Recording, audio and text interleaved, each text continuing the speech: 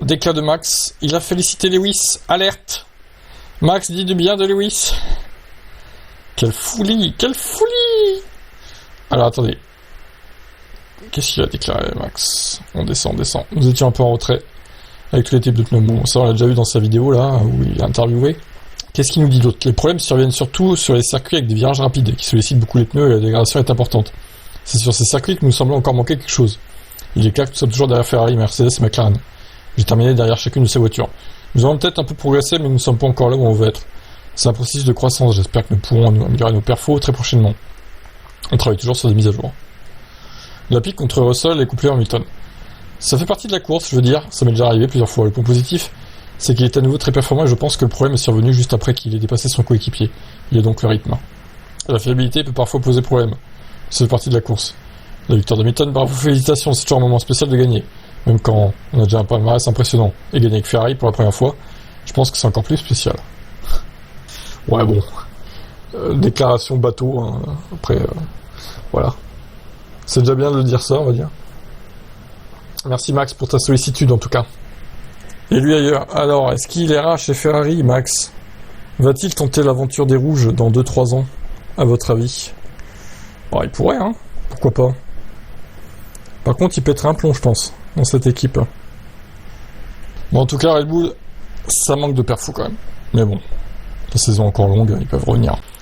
Alors, Mercedes va exercer son droit de révision concernant la remise en place de Pierre Gasly à Monaco.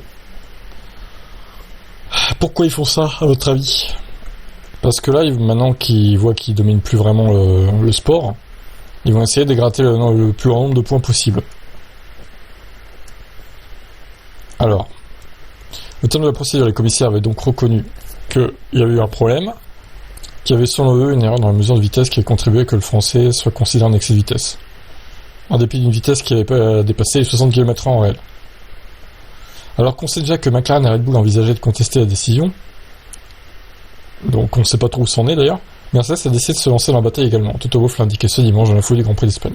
Pour rappel, après avoir reçu des pénalités pour excès de vitesse dans la voie des stands, qui l'ont fait passer de 3e à la 7e place, Gasly a finalement récupéré son podium. Voilà. Le cas le plus emblématique, donc, c'est George Russell, le Britannique, parmi les premiers à recevoir une pénalité pour excès de vitesse dans les stands, en a particulièrement payé le prix car Mercedes n'a pas respecté cette pénalité lors de son second passage. Mais ça, c'est l'erreur de l'équipe. À quel moment, en fait? Non, mais je suis désolé, Toto Wolff. Déjà, vous avez foiré, ça, il fallait faire la pénale dans les stands, et le drive-thru a été effectué, donc, c'est point barre, c'est terminé, en fait. Alors que Mercedes est grande favorite au titre, c'est point perdu par Russell, dans le contexte d'une mesure de vitesse erronée en raison de mauvais calcul de distance. Ça a encore du mal à passer, encore plus si Gasly est le seul pilote à pouvoir être établi. Ce dossier pose d'épineux problèmes, déjà soulignés par la notification d'intention d'appel. Alors, il a déclaré Toto Wolff concernant l'affaire Gasly, oui, nous avons fait valoir notre droit de révision. On souhaite tout simplement être présent autour de la table lorsque les décisions seront prises. D'après les informations recueillies, Mercedes veut s'appuyer sur les nouveaux éléments qui constituent la reconnaissance par les instances d'une mesure erronée de la vitesse. L'écurie demeure toutefois assez mesurée quant à ses chances.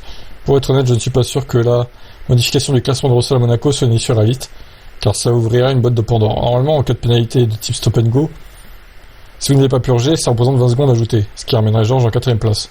Mais alors, quelles en seraient toutes les autres conséquences? Je pense donc pas que ça tiendra devant les juges. Mais nous devons le faire dans l'intérêt de George. Quant à McLaren et Red Bull, la rappel de la décision des commissaires reste pour le moment en suspens. Elles ont jusqu'à mardi pour agir. Voilà qui va nous occuper pendant les 2 semaines qui viennent jusqu'au Grand Prix d'Autriche, je pense. C'est pas fini cette histoire. Bon, je pense pas que Gasly perde son podium à nouveau. Il devrait le tenir, a priori. Maintenant, quid des places derrière lui? Ça va peut-être bouger. Putain, c'est infernal. C'est infernal. Alors, Leclerc a aimé les Evo de Barcelone chez Ferrari. Ils ont quand même eu du mal à s'y adapter. Hein. Au début, c'était compliqué, mais on a vu qu'en course, effectivement, peut-être que ça marchait très bien. Ferrari monstrueuse, la mise à jour a complètement transformé la voiture. Avait déclaré donc Toto Wolff suite à ce GP. La voiture est très efficace pour limiter et gérer la dégradation des pneus, expliquait Leclerc. Et sur ce circuit, cet aspect s'est encore plus révélé. C'est sans aucun doute un facteur très positif pour l'avenir, mais ce circuit a véritablement magnifié cette caractéristique. Les améliorations portent leurs fruits et maintenant, c'est à moi de rester aux avant-postes avec Hamilton. Antonelli s'est dit convaincu que Mercedes serait compétitive en Autriche. Il serait très intéressant d'évaluer la revanche entre Ferrari et Mercedes sur le Nürburgring. Surtout si Ferrari apporte la première amélioration de son groupe moteur-propulseur suite à le duo. Mais moi, je comprends pas comment c'est possible qu'ils apportent des Evo dès l'Autriche, puisque la F1 n'a pas communiqué officiellement sur la duo. Alors peut-être qu'ils ont communiqué en privé, mais ça reste bizarre quand même comme procédé. On leur donne le droit d'améliorer leur moteur, mais d'un côté, on sait pas trop quel pourcentage d'amélioration ils vont avoir. C'est géré avec le cul, hein, vraiment, hein, ce sport. C'est une blague en fait, c'est une blague, c'est pas possible. Bon, en Autriche, il y a moins de lignes droites qu'à Barcelone en tout cas, donc potentiellement, je pense que la Ferrari devrait bien marcher. Et Silverstone, il y a des putains de courbes rapides, donc elle devrait bien marcher aussi la Féfé. Mais bon, attention à Mercedes qui améliorera certainement sa voiture d'ici Silverstone aussi. Hein. Piero Ferrari était également satisfait de la victoire de Lewis Hamilton, évidemment. On s'en doute bien. Qu'a-t-il déclaré, Papy Ferrari? Je pense pas que ce soit une coïncidence si Hamilton a remporté la première victoire avec nous suite au Grand Prix de Barcelone. Là où même où il y a 30 ans, Schumacher entamait son extraordinaire série de victoires avec les Reds. J'y vois un signe du destin, voire un vœu pour l'avenir qui nous attend. Je suis pas surpris de la renaissance d'Hamilton. Il était clair qu'Hamilton n'aimait pas les voitures à effet de sol, et de plus, nous ne lui avons pas fourni ni à Leclerc une voiture compétitive. Bon bah voilà, belle déclaration. Est-ce que c'est la première d'une longue série? Écoutez, on verra. L'avenir nous le dira, maintenant, faut voir. On espère. Alors, Antonelli s'est fait pénaliser de 5 secondes. Alors c'est complètement con parce qu'il a abandonné. Donc quand c'est comme ça, pourquoi vous ne pénalisez pas pour la prochaine course en fait? Avec un total de 4 passages hors de la piste, la pénalité de 5 secondes est donc tombée car Antonelli a bouclé plus de 90% de la course et a ainsi été classé 16e. La pénalité de 5 secondes ne change rien à sa position, qui va rapporter de toute façon aucun point. Les commissaires ont étudié l'épreuve vidéo. La voiture a quitté la piste à plusieurs reprises, à 4 reprises sans raison justifiable pendant la course.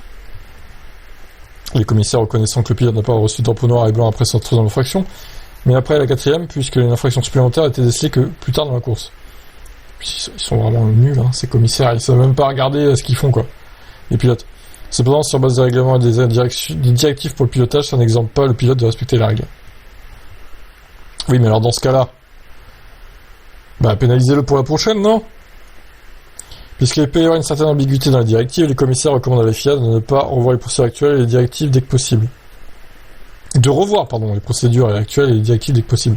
Les concurrents sont rappelés de leur droit d'interjeter appel de certaines décisions. Mais ils s'en foutent des 5 secondes, qu'est-ce que ça peut leur foutre? Ils ont abandonné. Non mais franchement, ça va mal, hein. C'est pas logique, déjà. Attendez, ça veut dire que là, il n'est pas classé comme DNF, en fait? Il a bouclé plus de 90% de la course, ça veut dire qu'il n'est pas DNF? Attends, je vais regarder sur le classement F1 quand même. Alors voyons, parce que pour les produits, c'est important aussi de savoir, là.